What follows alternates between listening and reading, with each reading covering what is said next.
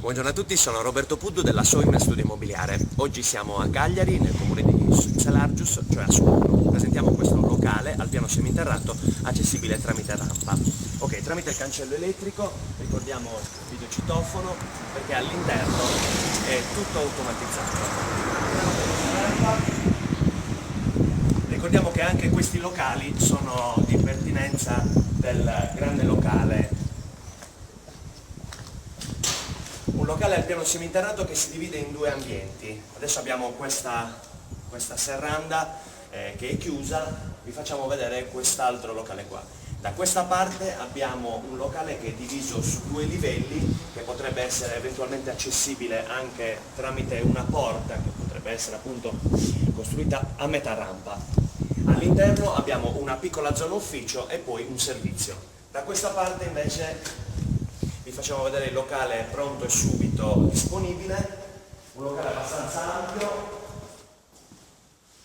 finestrato tramite dei lucernai lungo tutto il perimetro. L'altezza abbastanza evidente, la pavimentazione originale e questi due sono i pilastri chiaramente, compreso questa zona che comunque è zona utilizzabile attualmente con insomma, degli oggetti da deposito, e poi da questa parte un piccolo servizio a disposizione.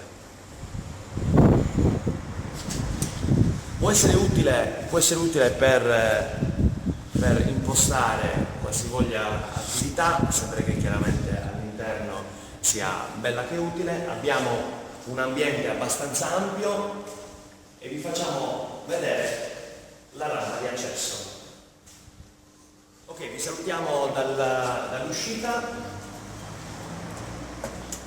Ricordiamo che vi abbiamo presentato un locale ampio al piano seminterrato che comunque è unito tramite quest'altro locale sempre a disposizione. Abbiamo due servizi e tutto il piano seminterrato accessibile da una rampa. Siamo a Cagliari, nel comune di Salargius, quindi comunque a Sulano. E io sono Roberto Puddu della Soim Studio Immobiliare. Ciao a tutti!